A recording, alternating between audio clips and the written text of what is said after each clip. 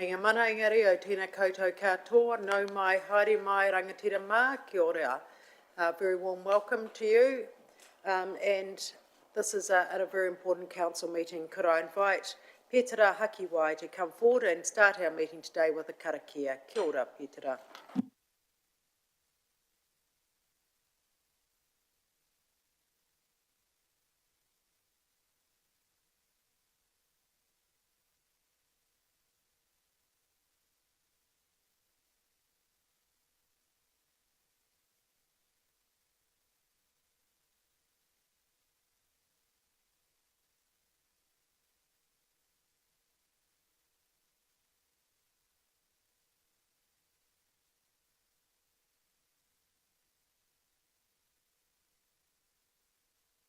Kia ora. Thank you, Petera. Ngā mihi nui. Very warm welcome to everybody today. We have leave of absence been previously granted to Councillor Jessup. Any further leave of absence requests?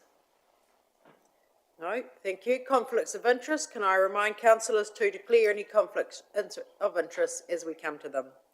There are no confirmation of minutes. Now we move on to item 5, the important agenda item that we've come to work very hard on for the last many years, and I'll ask both Mr Watson, Mr Thu to take us through this item. Did you want to give any opening comments, Chief Executive?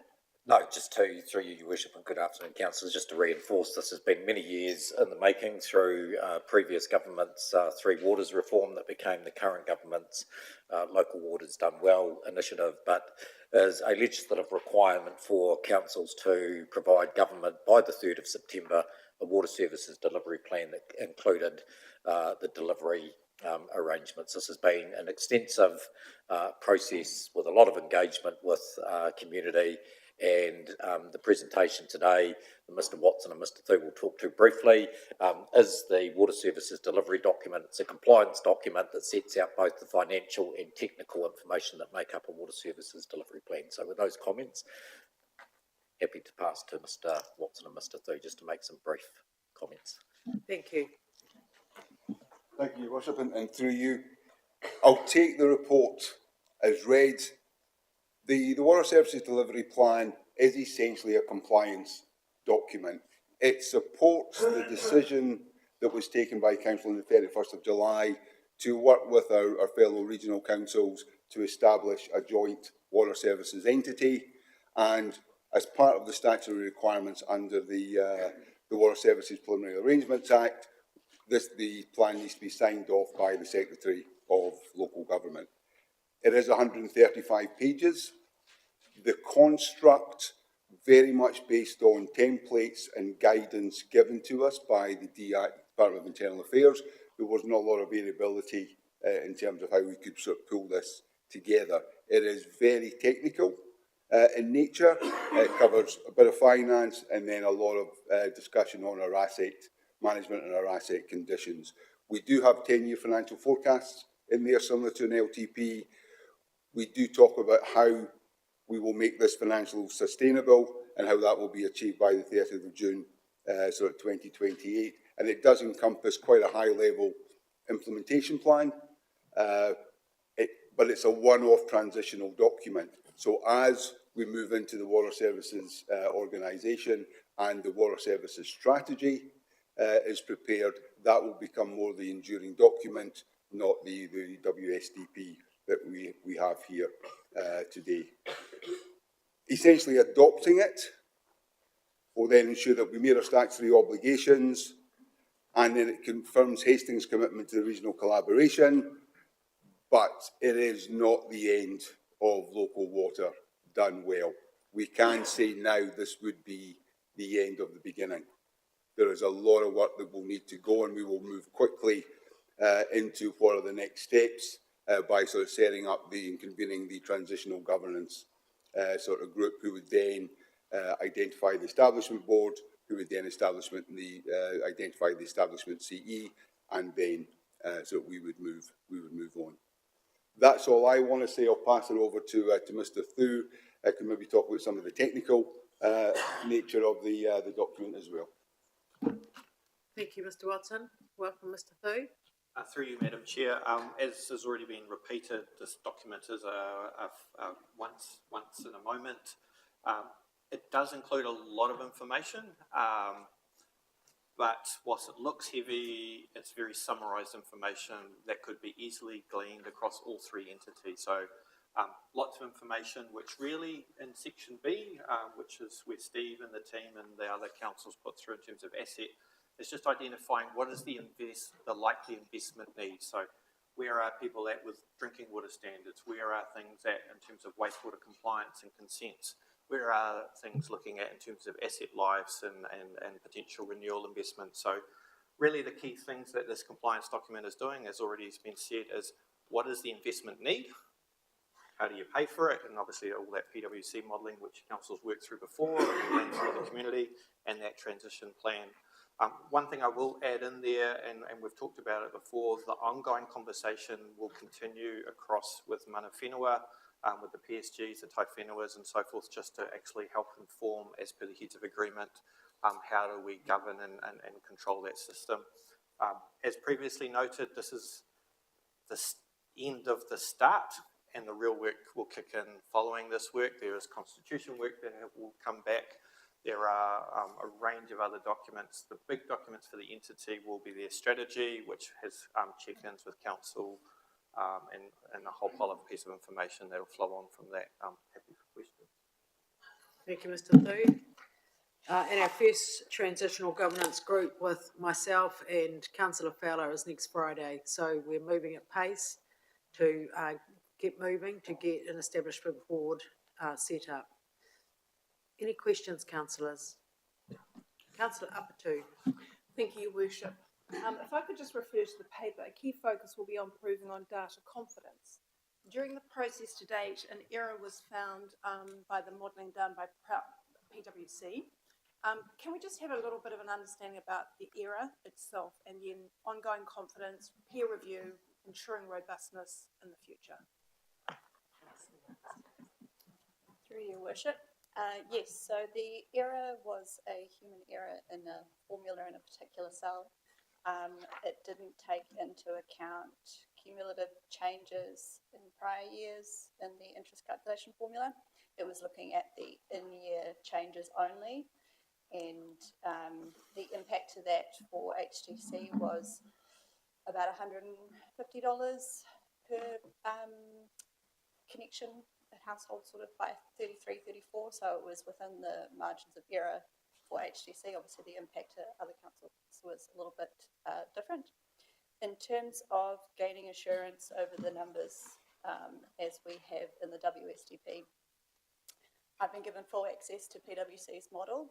I've reviewed inputs, assumptions, completed a walkthrough of the model from start to finish, and we're satisfied that there are no material errors.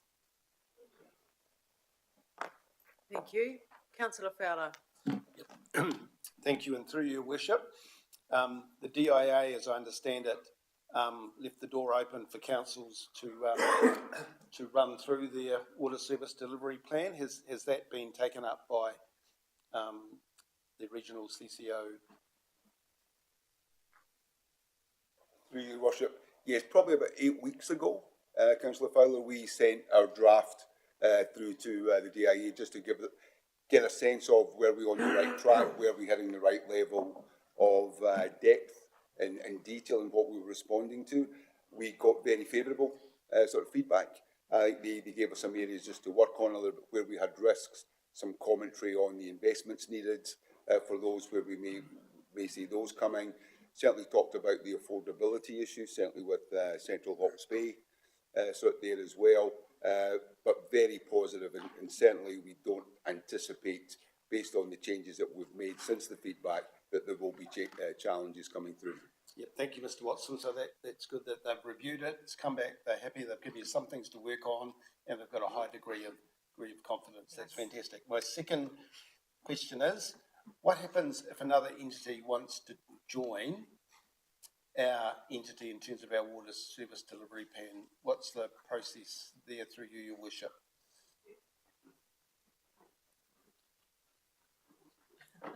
If another entity wants to join? Again, through you, Your Worship, There are provisions for that. There would need to obviously be due diligence sort of done into either somebody joining us or even if somebody wanted to leave. Sort of there, but due diligence done, does it actually sort of fit sort of where we're at? What does it do to costs and everything else? So a full, robust modelling would take place and decision-making process before any such decision would be made. Yep. And that's included in the documents and the heads of agreement. Thank you, Mr Watson. Yep. Thank you. Councillor Nixon? Yeah, thanks, Your Worship. I must say, I'm impressed by the amount of work that has gone into the document, particularly the attachments. I've got a couple of questions, and it really relates to our exposure to risks that are not necessarily ours. So the first question is, how do we control the risk of a liability of another council moving on to us? I see that as a potential problem. Yeah, we hear all the time that our services are so much better than other areas, but there's a real risk that if that's the case, we could end up absorbing somebody else's liability. So I wonder how we deal with I'll that. ask Bruce to answer that. How do we deal with risk associated with other entities, other councils? So I guess there's two parts to that, Councillor. I guess you're referring to existing shareholders as we're coming in, existing councils, or new councils to come in that aren't. No, the three councils that.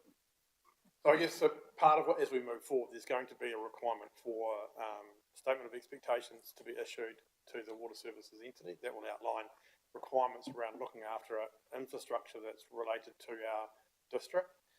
That will set out expectations around the work that needs to be done to ensure that our assets, or the assets within our district, are looked after appropriately, regardless of where assets in other districts or cities may be. So that will set it out, as Mr Thu mentioned. Also, there's going to be the strategy documents that need to be developed that will outline the future program of works that the water entity will deliver over a 10-year period. So I think there's enough controls in there that actually allows council to have confidence that, or enough visibility of what's actually programmed to happen within its district.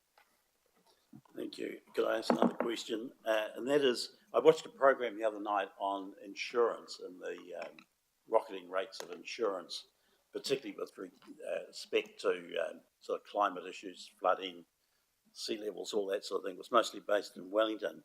And it made me wonder, how will we ensure that we're do not end up being billed the cost of insurance for other areas if their liability is higher? It's not quite the same question. Through your worship, I think as you look at this entity will become one, and the different districts that are represented within it. In some cases, the costs will be shared, like insurance, for example. We already go to the market across Hawke's Bay for material damage insurance as one. We have one suite of assets that's insured. We've got one material damage policy, and there's benefits in doing that as well, rather than looking at each individual area in isolation of the other. So I think how things evolve going forward. We're a member of the Local Authority Protection Program, or LAP, that insures all of our underground assets for the 40% that we're responsible for should a natural event happen or a natural disaster happen. That's available and will continue. So I think that's an opportunity as we work our way through it as to what that will look like. But at the moment, it's hard to sort of paint that picture clearly, given the state that we're in, where we're at in the stage of the process. Okay. My third and last question is, we're losing our Three Waters operations over time, and I'm wondering, there needs to be a corresponding shrinkage of council as it currently is. When are we going to hear about the plans for that? Sorry, Your Worship. So this will be a transitional matter. So as we look to work to establish this entity through an establishment board to start on the 1st of July next year, there will be a transition period of a number of years. There are going to have to be some transitional service level agreements, because a new entity is not going to be able to do everything on day one. But clearly part of that transition is the council working through and saying, what are the consequential impacts on the organisation from losing its assets, its debt and its staff? And there is going to have to be a level of right sizing of the organisation over a period of years. And that's going to have to be worked through. So we all know that that's coming. But what a future council will get is, well, what does that transition plan look like in terms of managing those implications of change or stranded assets, whatever you want to call it. But clearly there is going to need to be a right sizing over a period of probably 2 to 3 years to manage the impacts of the change. Councillor Kerr? Thank you, Worship. This is probably not so much a question than a request, and it's about communications. This council, and in particularly yourself, Your Worship, has a really high expectation around communications to our community and engaging well with them. And my request is that as we move through the establishment and the transition and onto operational, that our comms team keeps a really close eye on what needs to be said to our community and make sure that we don't just hand it over and forget that we continue to talk well with our community. Thank you. Thank you, that's a point well made, thank you. Councillor Watkins? Yes, thank you, Your Worship. I just note here, it says it's important to note that costs associated with the implementation of alternate changing mechanisms have not been modelled. Understanding that, could anyone give me sort of some indication whether this is just a minor possible cost or could it be a more significant cost? And that's on page 71.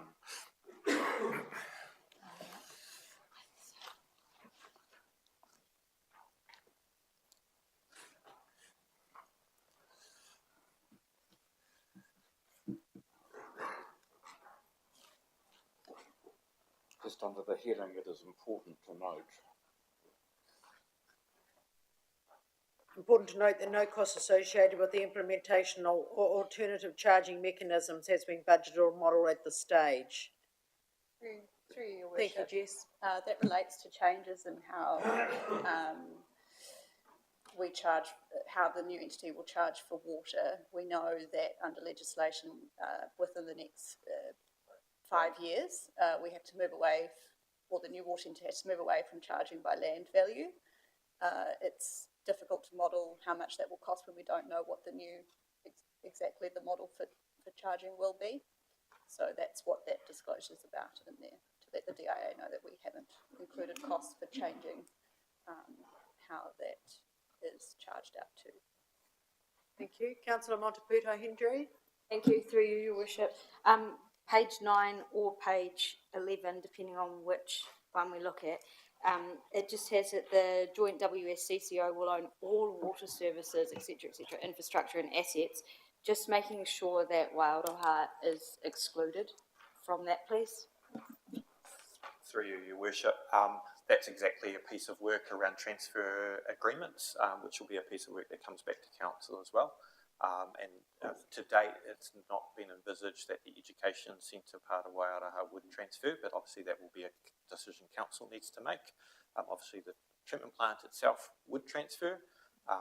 Council would probably, jumping ahead of myself, want to own the land and lease the site for the entity to run or look at a subdivision. So, and there'll be a number of things like that that council have to work through, such as the chlorine-free tap. Does council operating that, or is an expectation in the entity? So those all need to be worked through.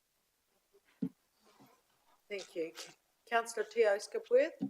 Thank you, Madam Chair. Obviously, we've moved past, we've passed that, we're going to move into this. There's a lot of angst out there, given the detail of information is quite high level, they're unable to unpick numbers and stuff. But what they're asking is, like if you had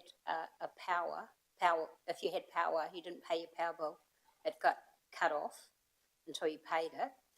If we do move into charging for water, which is highly likely, is that going to be a scenario where if whānau aren't able to pay their water, would it likely be cut off? Through you, Your Worship, it's slightly different to power, although there are limits on them as well. A utility provider, council or water services entity is unable to totally disconnect drinking water due to public health. Obviously, there are, like any agency, debt follow-up provisions, and if I reflect on a couple of councils around the country that do have volumetric charging as their primary, they may restrict flow, and so you can get water for drinking and flushing a toilet, but it's very, very slow. So just like many other of the core utilities, they need to have a process, and ComCom requires the water entity just to have mechanisms to work with users who have issues in terms of paying their bills, but they cannot fundamentally block the sewer so the toilet doesn't go anywhere, and they cannot completely turn off the drinking water or turn off the supply to the street that's providing hydrants for firefighting. Thank you. Councillor Kerr? I'm trying to look forward very positively, and I was wondering if the Chief Executive would be able to talk to us about the size of this entity and the potential for us, as part of this entity, shareholders of this entity, to have the absolute best directors working for us and for our communities. Because I think there's a really positive story there to tell, please. Thank you. Yes, well, I think it's interesting to reflect, and there's been a lot of media commentary about where all this is landing heading into the 3rd of September, that potentially there's still over 40 water entities as a result of decisions that councils have made. With the decision that Napier, Hastings and Central Hawke's Bay have made, noting that Wairoa have chosen to go on their own, we will be the 5th largest water entity in New Zealand as a result of the decision that we've made. Clearly, there are some benefits of scale. We know that part of the reasoning is the availability of some different funding and financing tools versus maintaining the status quo. And from a workforce professionalism point of view, those are some of the considerations that you've had as a council for why we're going down the path of a Hawke's Bay Water Services entity. Part of this, and this will be the job of the transitional governance group through both the establishment phase, but once the company's incorporated, the need to have top-notch directors actually governing this entity. So the first step will be for the transitional governance group to appoint some good directors for the establishment phase ahead of incorporating the company. And I think, we're a bit surprised or not, but the fact that we are the 5th largest water services entity in New Zealand in itself makes it attractive for both staff and governors. And so that would be my reflections, Your Worship and councillors. Okay. Thank you, Your Worship. Thank you, Mr. Bickle. Fella? Yep, thank you. Through Your Worship, recommendation F, recommendation F talks about Chief Executive making minor changes. What's the judgment rule for minor changes of the water service delivery plan? It doesn't need to come back to us.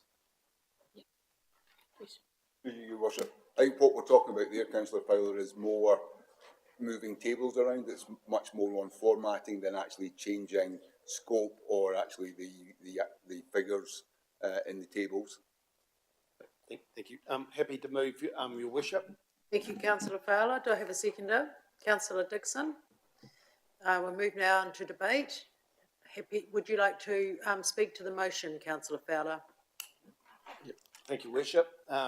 We've all been on this process for quite a while, and speaking for me, there's been a degree of thoroughness. Councillor Apatu has brought up the financial issue that needs to be investigated or has been investigated, but I'm satisfied with the water service delivery plan, the assurance we've got from the DIA and the feedback that we've had. Thank you, Councillor Fowler. Councillor Dixon. Thank you, Worship. Huge amount of work has been done with this particular paper.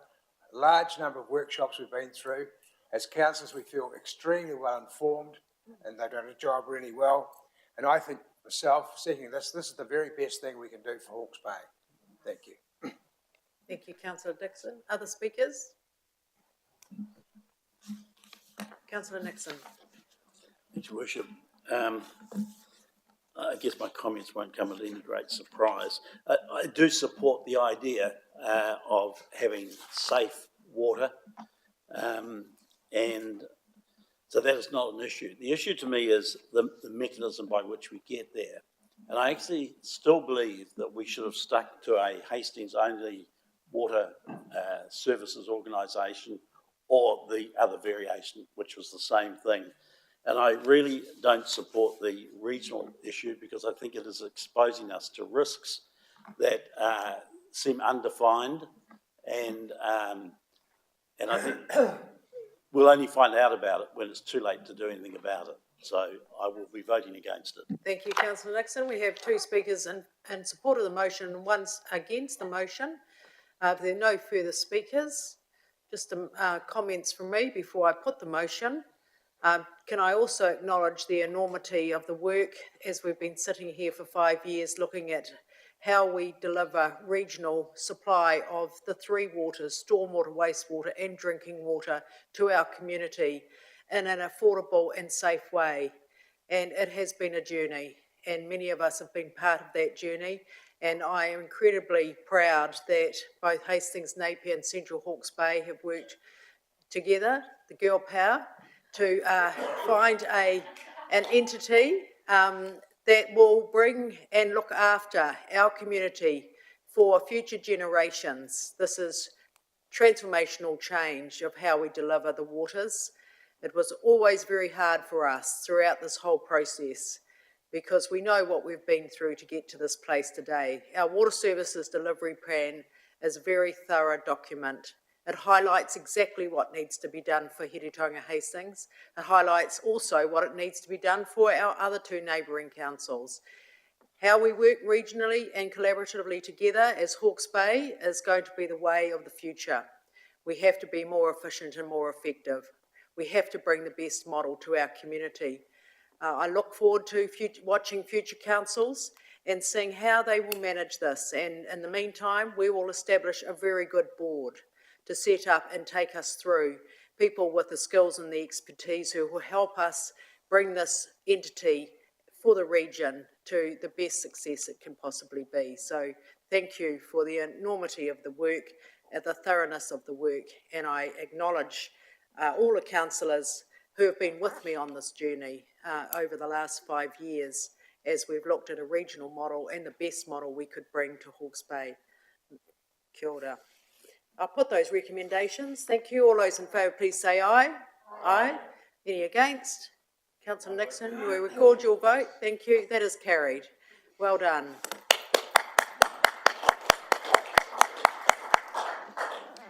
The next item is the new meeting. We've got some changes to the schedule of meetings. Welcome to you, Louise. Item 6.